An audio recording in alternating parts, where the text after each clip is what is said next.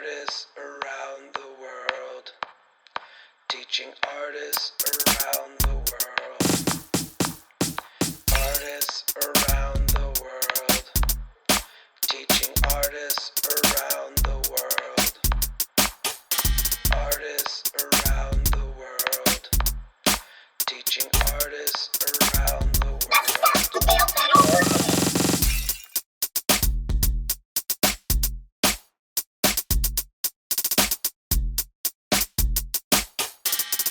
Welcome to our Visiting Artist Talk. I'm so pumped to have Dmitry Vilensky, who I've worked with many times. And in fact, we did a monument to the Russian Revolution in Toronto together, which was quite a massive thing for a festival called Nuit Blanche, which was this kind of all-night arts festival. And it was smack dab right in front of City Hall. I can't believe we managed to pull that off, my friend. I'm going to read your bio. And I also think before I do that, I'd also like to just add that we catch Dmitry on the run. I think I mentioned to some of you, but Dmitry, and I hope you could go into it slightly if that's not too personal, but had to kind of had their Chto Delat's offices raided, and it had to basically leave St. Petersburg, Russia, and don't know when they will ever return because of, I'm sure all of you know, this geopolitical conditions everywhere, but particularly in Russia right now are quite severe. And Dmitry's worked in St. Petersburg for most of his artistic career, and he's part of a collective called Chto Delat. Let me do my little, where is my intro? Sorry, bear with me. Intro. Why? There we are. Okay, Dmitry Vilensky is born 1964 in Leningrad, artist and educator. He works mostly in collective practice and focuses on developing an architecture, constructions, educational seminars, learning plays, graphic works, and films. He's the founding member of the collective Chto Delat, which means what is to be done, a platform initiated in 2003 by a collective of artists, critics, philosophers, and writers with the goal of merging political theory, art, and activism. He's also the editor of the Chto Delat newspaper and the main facilitator of the School of Engaged Art in St. Petersburg. Incredible artist, collaborator, educator, has his own school, and comes to us fleeing by way, I believe, of a town out in Sweden. But welcome to the school, Dmitry. Thank you so much. And it's my pleasure. And actually, thank you, Nata, for invitation and mentioning my kind of, I wouldn't say personal, because right now I share that kind of situation with thousands of other people in Russia and in Ukraine and all over the globe. It's quite fresh because you can't be well prepared to this kind of situation, but at the same time you live into it and try to make sense out of it. And I see that actually speaking from kind of another planet. So, and I'm trying to a little bit, maybe it will be not so funny talks, because I would like to focus on relation between art and catastrophe, and at the same time would like to give you some glimpse into genealogy of our work. That's why I selected 3 films, or one, not really a film, a fragment from one long film, which actually give you some kind of orientation, maybe insight into our practice. I should also mention, I don't mean to interrupt, but I just have to say, you will also be teaching next spring semester at the school, which is great. Yes, thank you so much. Thank you. And I can't speak more highly for the work that you and your collaborators do. And I must say, you know, I think about your founding in 2003, a very special time for me. This is the post 9/11 era of the Patriot Act in the United States, but it was also on the heels of what was called the alt globalization movement of '99 that swept through the early parts of that era. I feel like we are born out of a similar genealogy to some degree in the spirit of radical ideas in art. But I must also say that not only do you have your artworks, and something for you folks to know at the school, I think a kind of distributive art practice that touches on lots of people. A lot of people have come through you, around you, and more than just making artworks, you make environments of cultural and thoughtful production. No problem. So, and I told that actually specific topic of catastrophe. And before it was rather abstract knowledge that we know from Walter Benjamin, German philosopher who actually committed suicide on the way fleeing from Nazi Germany to actually trying to escape to United States. And also other philosophers, and of course from the history of art. Arts have long relation with catastrophe and tragedy. And the origin of Western art comes from Greece, with their performances on the stage, which was actually have original name tragedies.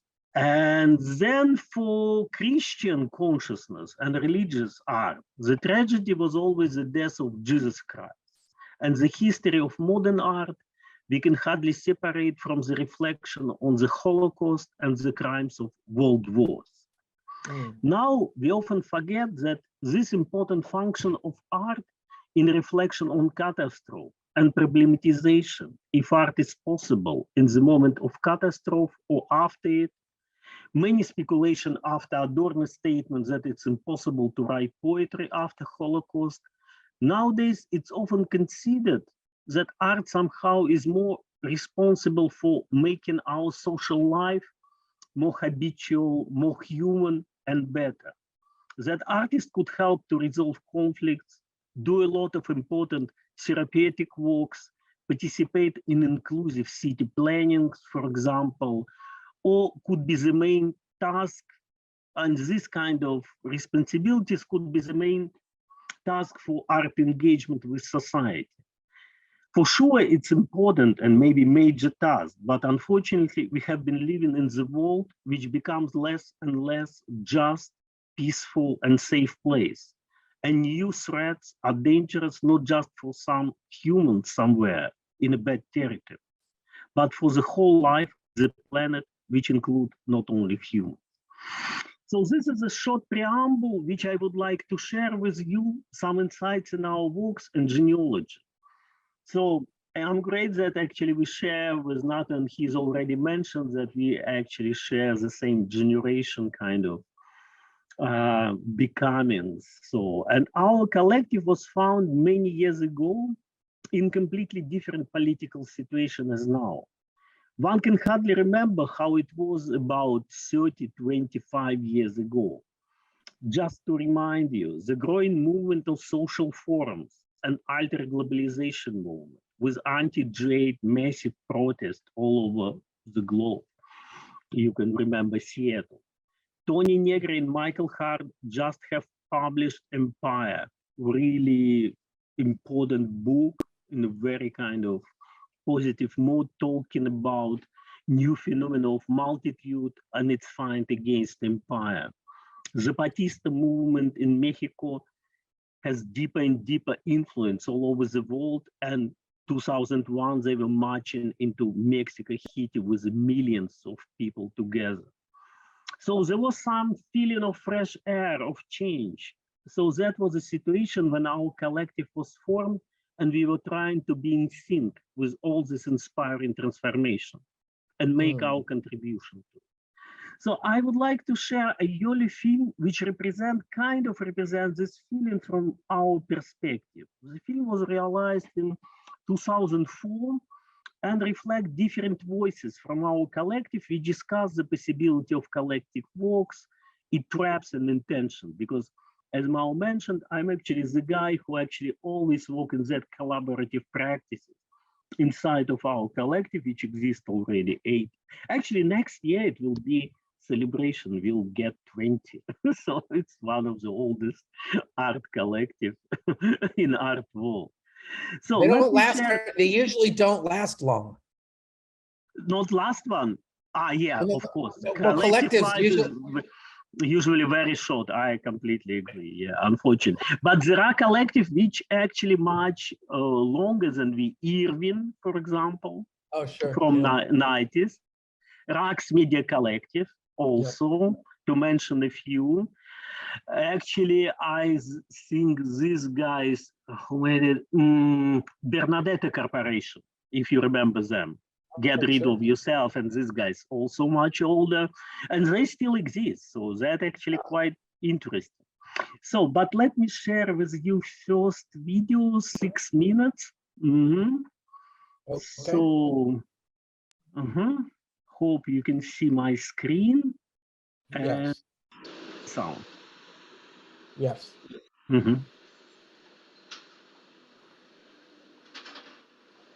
It's Russian with English subtitles. В том, что наша группа довольно редко собирается вместе, например. Да. И также с этой работой получилось. На самом деле мы хотели сделать работу про нашу комьюнити. Кто мы такие, о чем, собственно говоря. О чем наша работа, все остальные, да. В том числе. То есть такой самоанализ, самокопание. То, чем мы вдохновлялись, безупречная картина Виктора. Да. Это не то, что вы передрали эту картину, да, мы вдохновлялись. И назвали ее «Строители», потому что нам почему-то кажется, что мы что-то там строим. Да, вот, собственно говоря, что мы строим, мы хотели работу искать. В принципе, это одна единственная известная картина Попкова. Все остальное уже такая интеллигентские сопли, уже понятно. И тут стоят люди, они стоят монументально уставшие. Они стоят и думают, что они делали, и знают, что они будут делать дальше. У нас немножко другая ситуация. Я понимаю, я могу от этого получать эстетическое удовольствие, от того же картины вот этой Попкова, например. Я как бы могу, но социального воздействия на меня эта картина не может оказать никакого. Мы не Попков. Мы не живем в 1961 году, а 2004. Социализм оставил всех людей дурного впечатления. Ну, это не совсем так, но в принципе, сейчас он стал типа модненький такой, но картинки были да, скучные. Вот именно модненький такой. Но вообще-то отстой по большому все, счету. Все, кто слышит социально, сразу потому что все понимают, что вот мне как бы интересно, скорее вот такой вопрос. Что мы делаем как бы с этой суровой монументальности? Потому что у нас как бы выходит очень несуровый стиль. И это очень важно, чем мы занимаемся, понимаешь?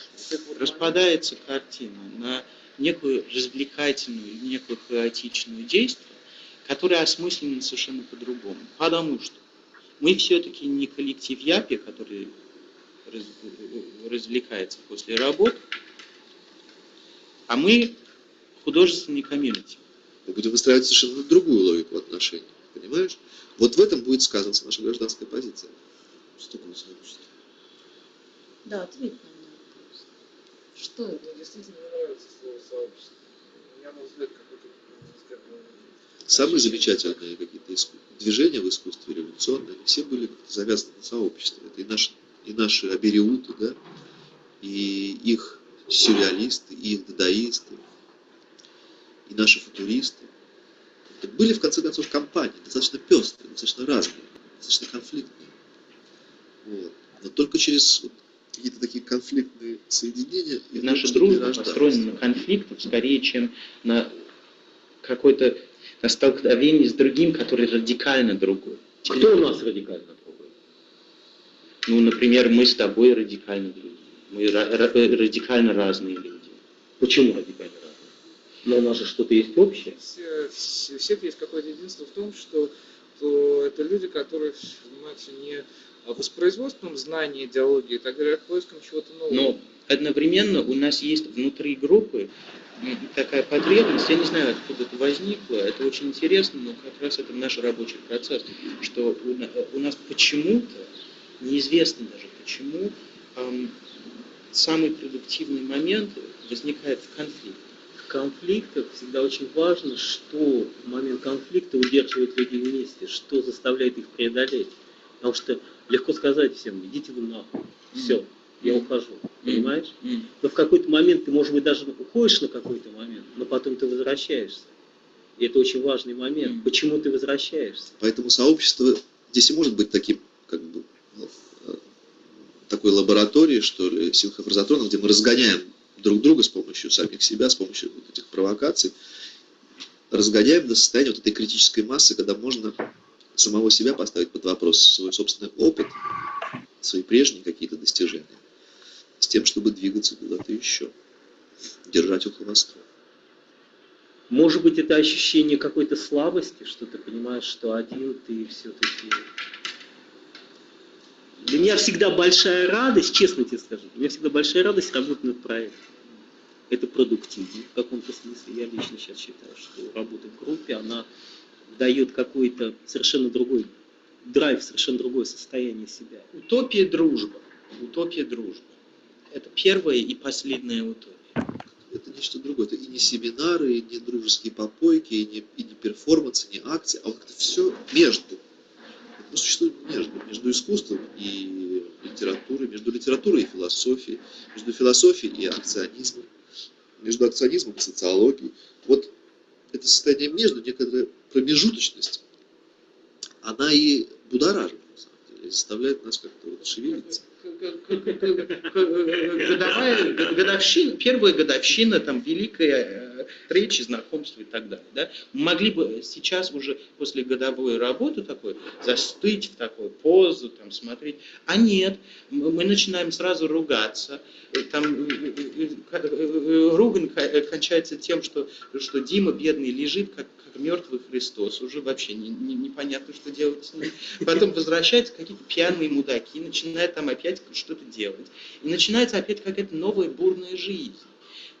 Мне кажется, что в этом есть какое-то что-то безумное. Сообщество в этом смысле как бы оно акапиталистичное, в том смысле, что оно не предлагает себя как мы как бы, можно сказать, что мы обладаем друг для друга не меновой, а потребительской стоимостью. Мы друг друга в каком-то смысле потребляем, но в хорошем. Мне кажется, эффект от того, что мы делаем, гораздо важнее, чем вот какие-то там личные карьерные дела.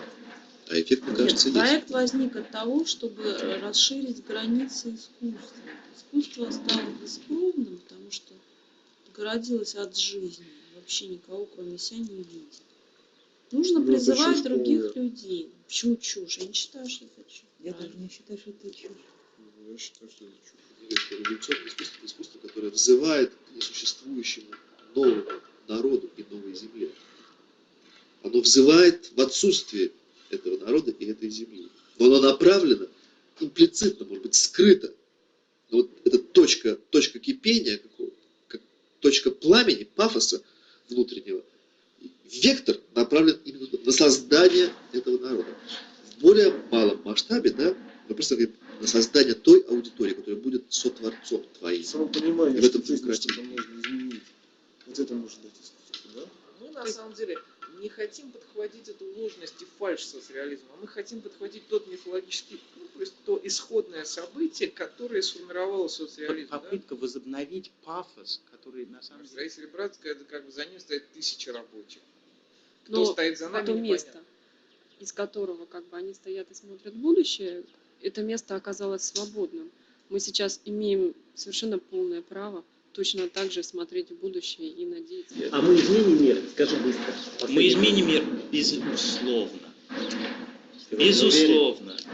Я абсолютно уверен. Я уверен, что мы изменим мир.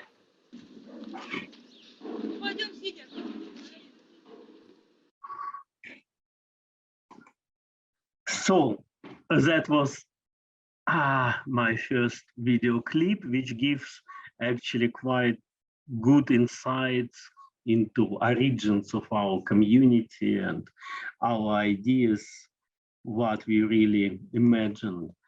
And of course, there was a certain irony in the statement that we change the world, but we really feel our power and possibility to be subject, which could change something together with many other folks around us.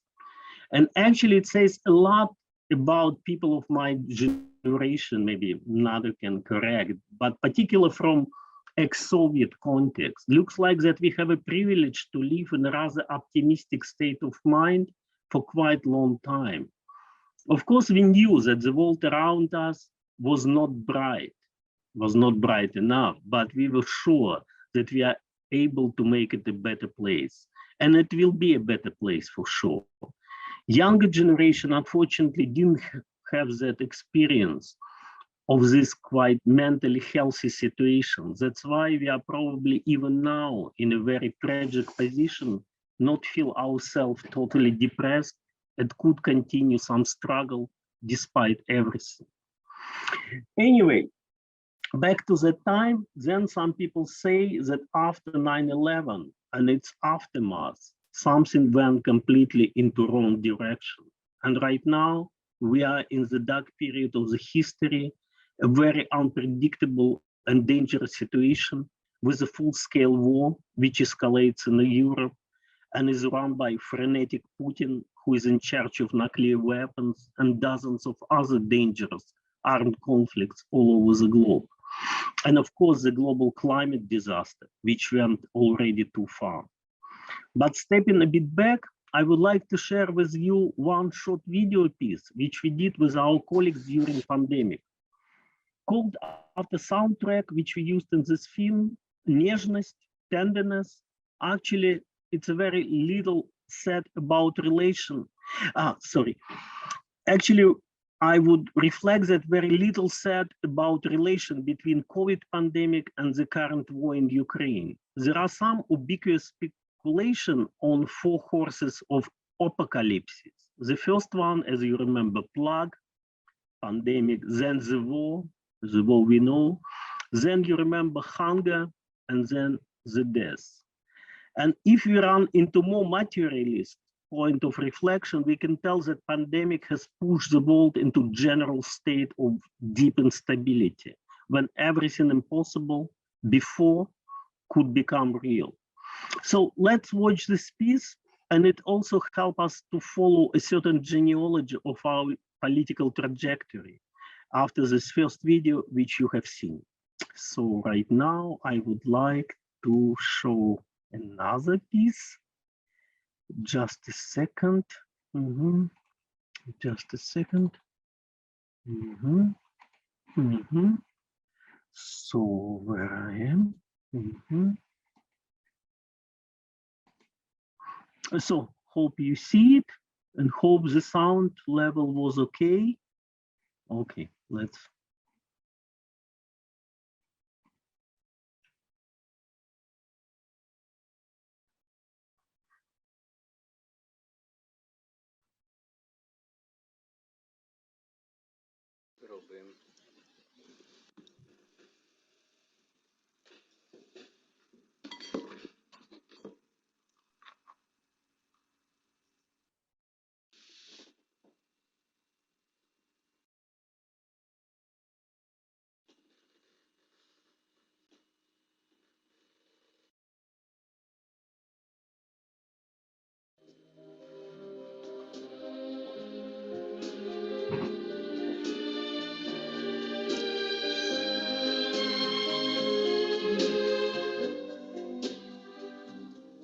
Опустела без тебя земля, как мне несколько часов прожить, как же падает листва в садах, и куда-то все спешат такси, только пусто на земле одной без тебя, а ты летишь, и тебе дарят звезды свою нежность.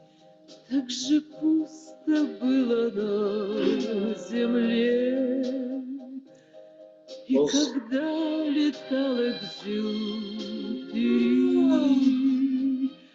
так же падала листва в садах, и придумать не могла земля, как прожить ей без него, пока он летал, летал, и все звезды ему отдавали свою нежность.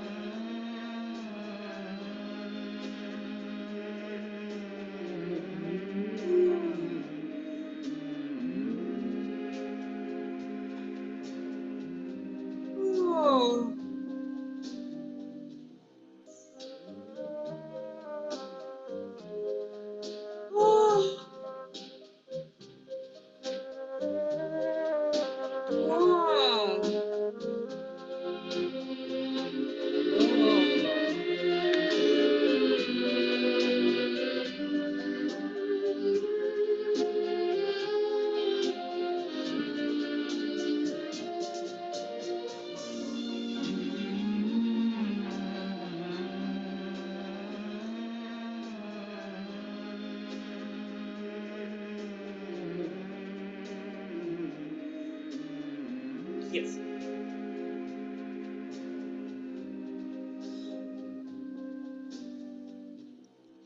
Опустела без тебя земля.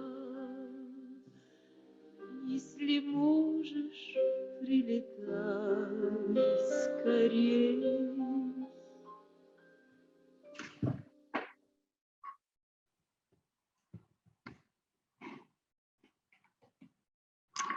So that was thank you.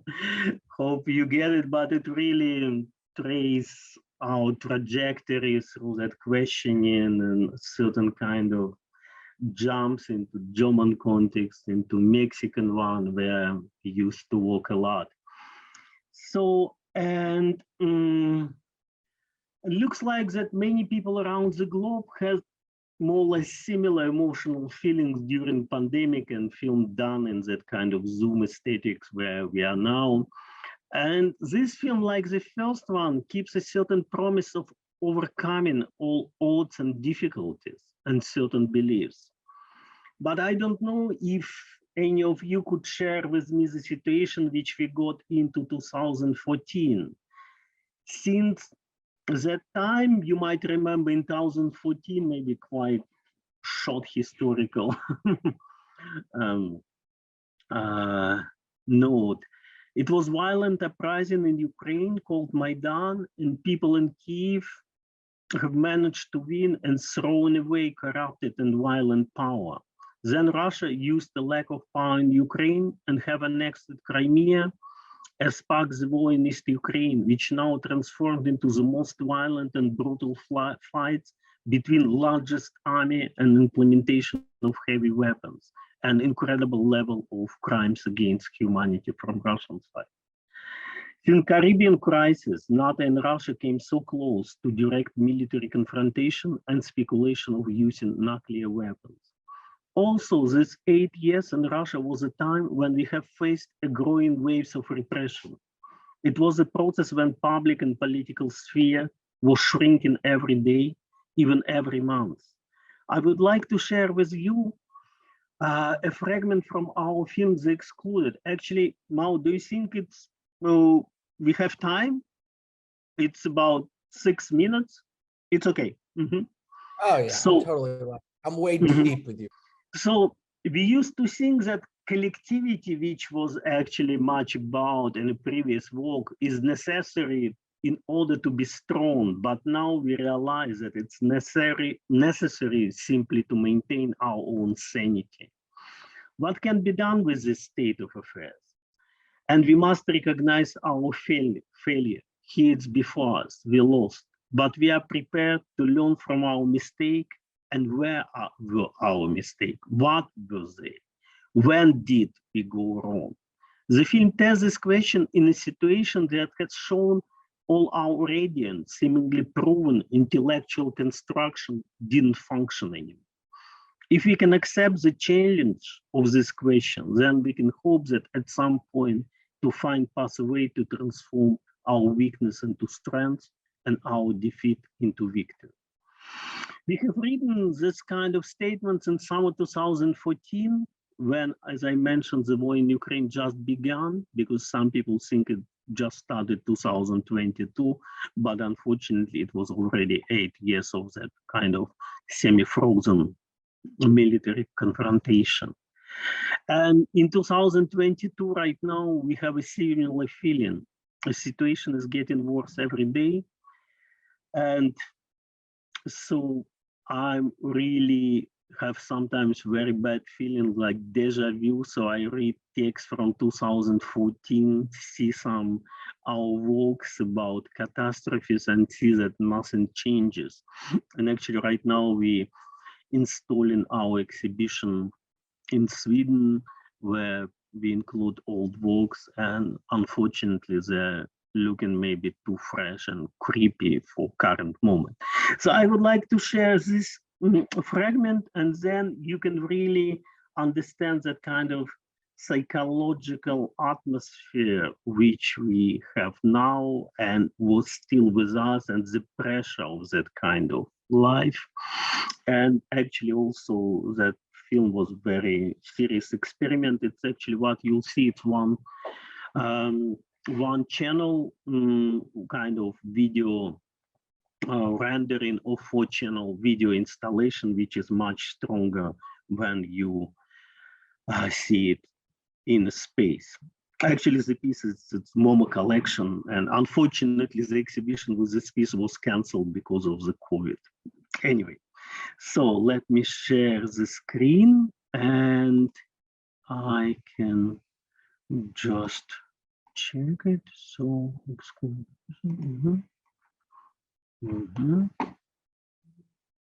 just a second.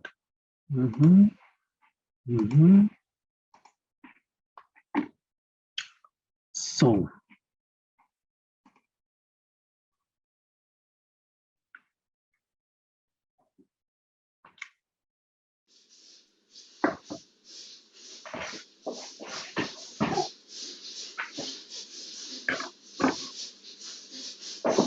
Родители мне говорили, не ходи на улицу, там враги. Искала друга, и он тоже становился врагом. Потом родители стали врагами. Потом я нашла врага в себе. Что делать? Ничего. Что бы ты ни делал, ты всегда не впишешься в чью-то систему координат и станешь чьим-то врагом, будь то ватник или либерал. Нет, я все понимаю. У русских нет идентичности. Скорее, что-то вроде маскировки. Не выделяйся. Потому что это вечное выживание. Война всех против всех. Зона бесконечного конфликта. Просто национальная идея.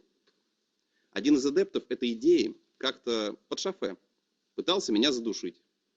За то, что я вегетарианец. Вуаля. А ты говоришь солидарность. У всех моих родных есть ковер дома, а у меня нет.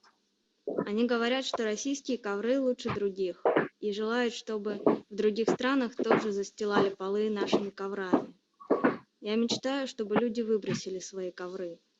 Но они выбрасывают старые ковры и все равно покупают новые. Нельзя избавить от ковра насильно. В декабре 2011 года казалось, что все в наших руках. Ведь нас так много, и мы все такие классные. Казалось, что Путин сейчас засыт и быстренько сольется. Я ходила вся увешанная белыми лентами, розовыми треугольниками, радужными бусинками. Меня тогда все спрашивали, не страшно ли мне. Конечно, нет, отвечала я, ни капельки не страшно. Теперь мне страшно. Пиздец, как страшно. Я не решаюсь даже носить теперь радужную символику. Я захожу в вагон метро и чувствую себя абсолютнейшим меньшинством. Я боюсь, что пассажиры услышат, как звенят мысли в моей голове.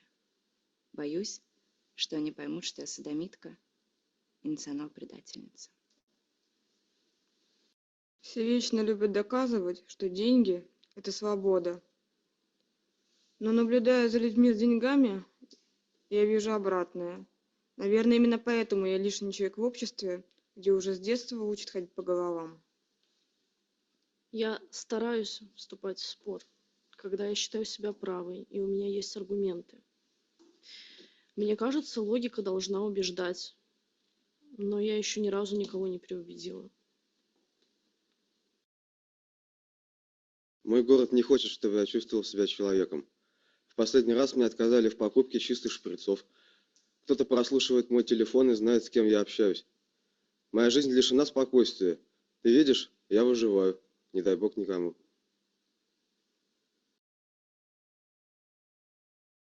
Когда у меня не было политических взглядов, я была лучше подготовлена к встрече с людьми не своего круга, с противоположными убеждениями.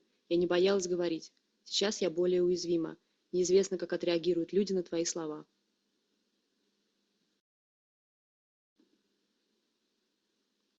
Мой конфликт – это мой язык. Я постоянно думаю о нем. Он мешает мне спокойно жить. Он ворочается у меня во рту, заставляя порой пороть ерунду. Он залезает во рты других, иногда говоря за них. Он ползает в уши врагу и копошится в его мозгу. Да нет никакого конфликта с обществом. Есть конфликт внутри общества. Мы кем-то владеем, нами кто-то владеет, но никто не владеет ситуацией в целом. И скоро мы сожрем биосферу и закончимся. А я люблю общество и не хочу этого. Гипотетически я готова подписывать официозные бумажки в поддержку властного курса, если бы они могли быть мной использованы как трамплин для иных возможностей. А вообще я живу среди своих друзей и единомышленников, которыми я всегда рискую быть понятой. А к людям я попадаю редко, но я ими очень интересуюсь. В школе, например, я не понимала, что такое гражданская война. Я не понимала ее смысла и причин возникновения. Теперь, не согласная со школьной подругой, которая подвержена всеобщей пропаганде, я чувствую очень этот раскол в моем обществе. Мой конфликт с обществом, он стилистический, этический, политический, поколенческий. Мой конфликт с обществом материализовался в виде линии фронта, разделяющей мою семью. Я согласен, но, понимаешь, идти на конфликт надо сознательно. Ведь почти всегда конфликта можно избежать, подчинившись интересам другого. А пойти на конфликт – это значит совершить политический акт, предъявить претензию на то, чтобы установить свой собственный порядок вещей. До тех пор, пока угнетенные, будь то раб, женщина или колонизируемый, не осознают свое собственное социальное положение и не заявят о своих правах, конфликта не существует. Мой конфликт с государством или гомофобией – это сознательное политическое решение в борьбе против угнетения.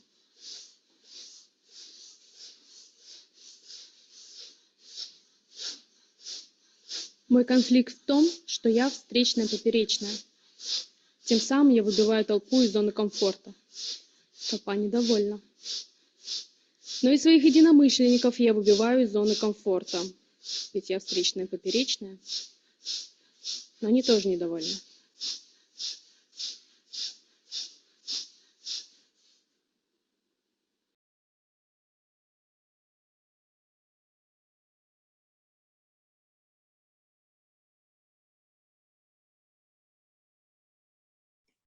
That was the last video clip which I wanted to share, and we already a bit kind of run out of time. It's hard to calculate.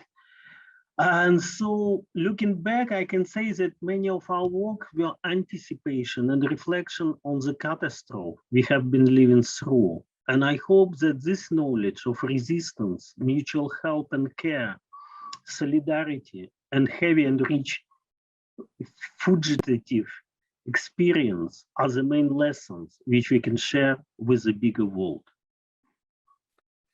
So thank you so much. And actually, I'm open to your questions because I'm sure that actually from our experience that situation of translation between different contexts is not easy. And I'm sure that you maybe some things understand differently and actually how they work. I'm really curious what you think. Well, listen, thanks so much, Dmitry. And of course, everyone, feel free to chime in. I know I saw Jay taking furious notes over there. But, you know, certainly, I think just to kind of go to a theatrical background it feels also Brechtian. And, you know, this kind of bringing, it's amazing the power of feeling life on this. Like, I would say it's difficult to make things that are happening appear in art. It's almost like the world's happening, but for some reason it's hard to see.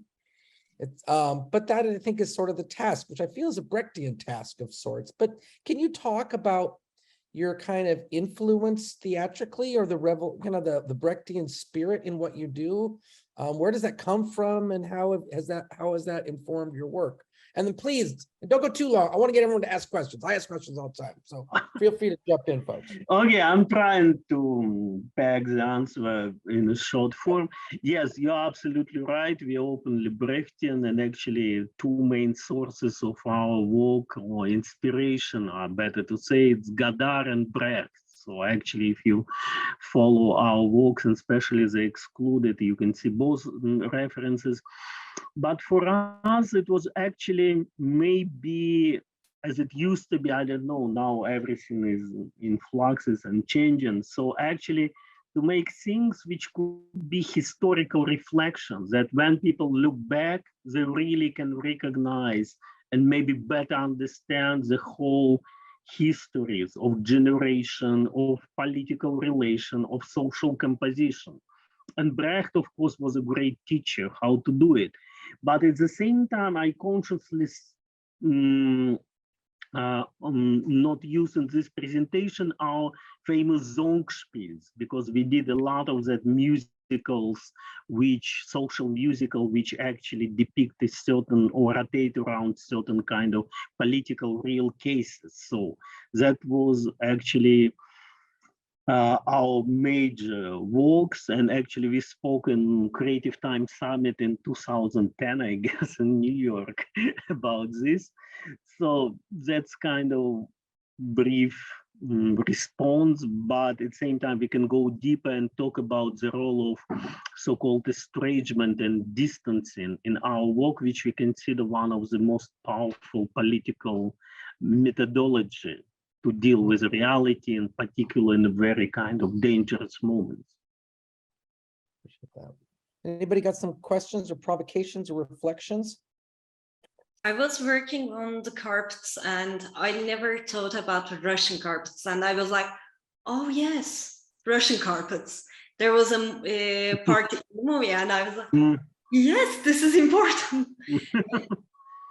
Why do you prefer working collectively, and can you come together in a place? For example, you can live in Venice and some other person lives in Istanbul, and how can you come together in one place?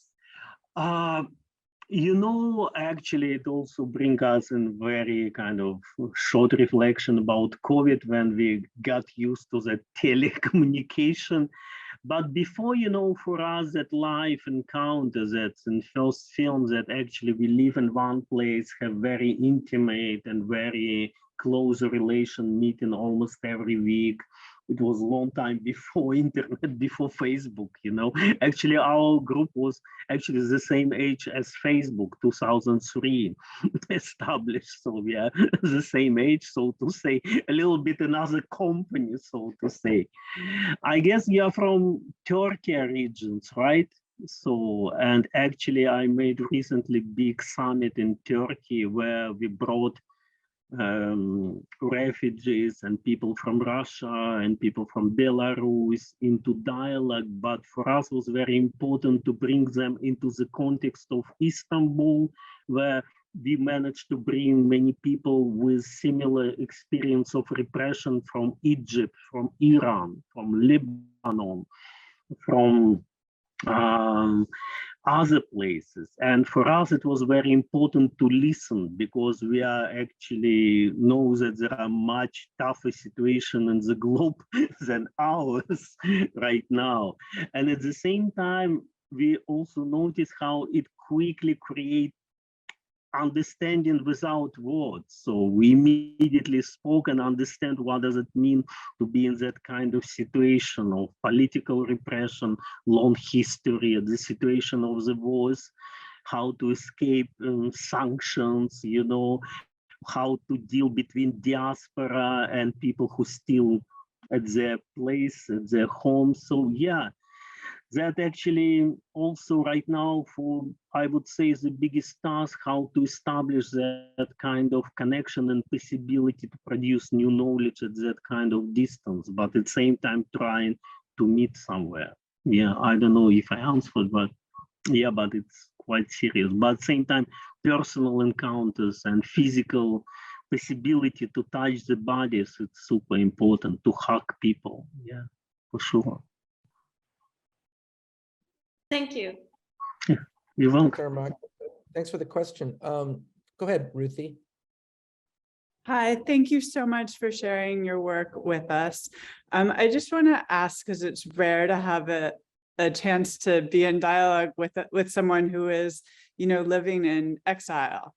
And I appreciate the way you framed, you know, the conflict is not having just started this year of like the long term, but I'm really curious if you could share with us, you know, how your move is affecting your practice and just, you know, how, especially as an artist who works as part of a collective. I mean, maybe you spoke a little bit about COVID already changing things, but I mean, how is this change? What are you working on now, and what is your practice like? That's okay.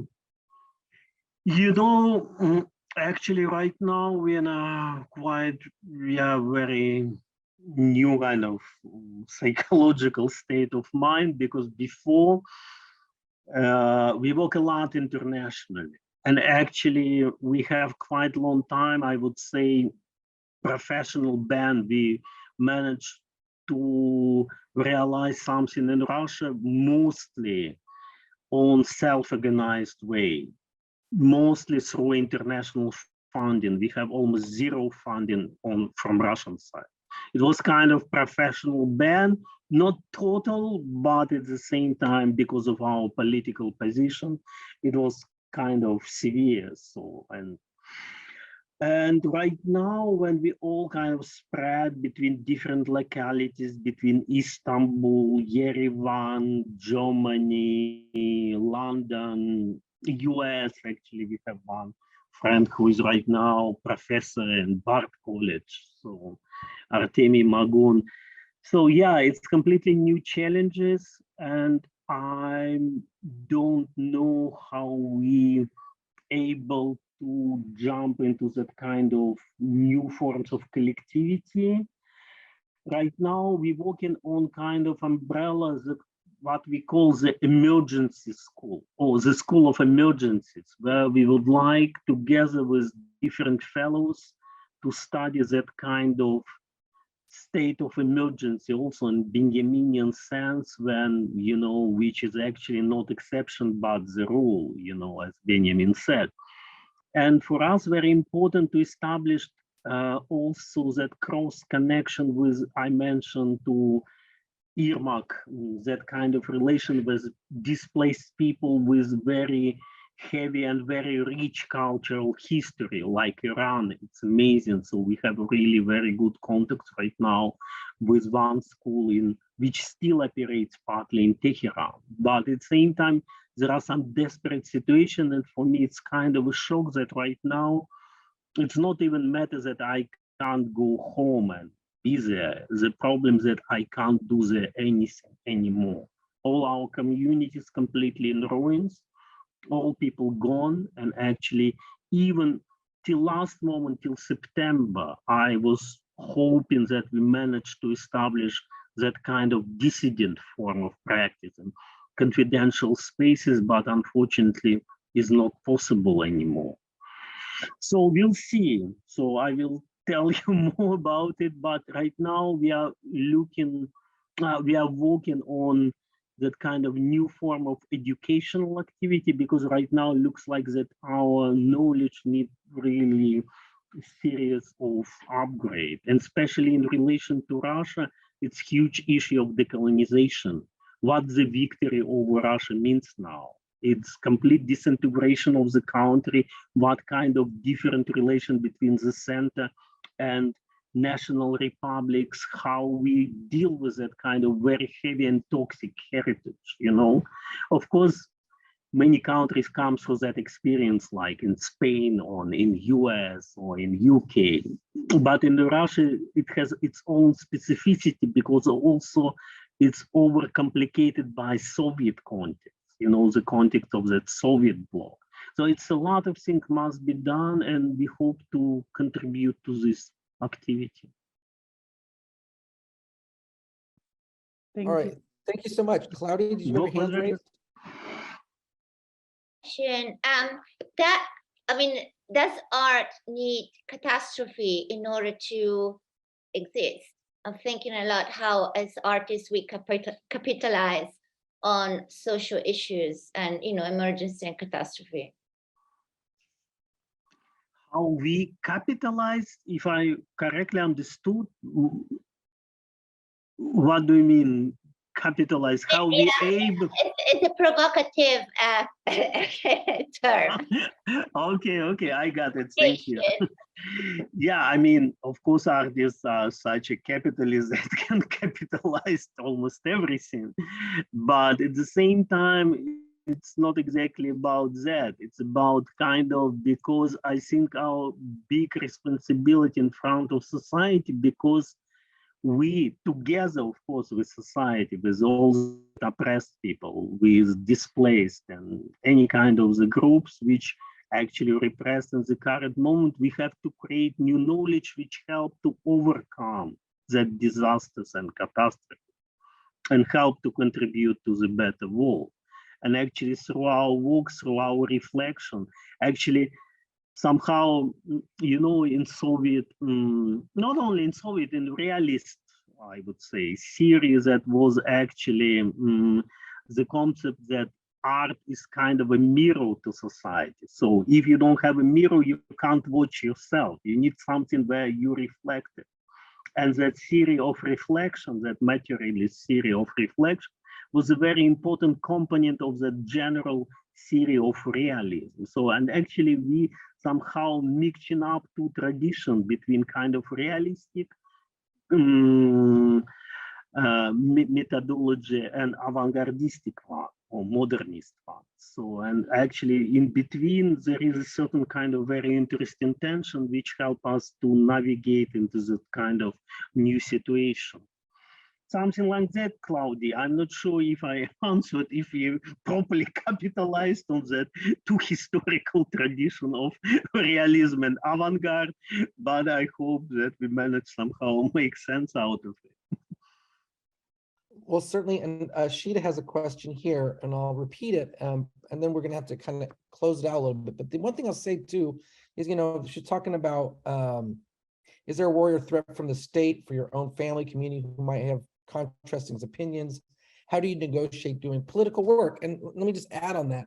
I can't help but think, as artists that are based in St. Petersburg and for some time, and whose namesake comes from a Leninist phrase, certainly there is a sort of, I don't want to use the word exoticism, but I sort of have to, which is a certain curiosity of what it means to be an artist in Russia, in post-Soviet Russia. And how does one contend with the political tradition, and then, but also how does one work on a just day-to-day level? And obviously the situation today is not like it was 10 years ago. It's not like it was 20 years ago. But in some ways, as an artist, you also operate as a cultural ambassador for what it means to be an artist in Russia dealing with political topics. So, you know, both in the I kind of want to nuance that in two ways. Clearly there's political realities, but of course, artists all over the world face political realities. So I'm sure you have to do a lot of nuanced answers so that you just don't reify this idea that, yes, it's awful in Russia, you have it great elsewhere. You know what I mean? Like that there is a certain nuanced way to think about the complexities of being an artist. It's a very broad and, you know, a little bit unfocused question, but it used to be that, and then it becomes something else that actually I wanted a little bit deliver in my presentation. But in general, it means that when we started, actually, you know, it was kind of, we were maintaining quite marginal positions. So it was about micropolitics, but actually everywhere in the world, I wouldn't say that we are doing kind of real politics. We are doing that kind of macro things, micro things that actually have certain kind of seeds which can grow. And we actually, that's why right now, for us, that delinking with the future, because before, as I said in beginning, that actually the feeling of bright and better future was very present. It was embodied in our bodies and our minds.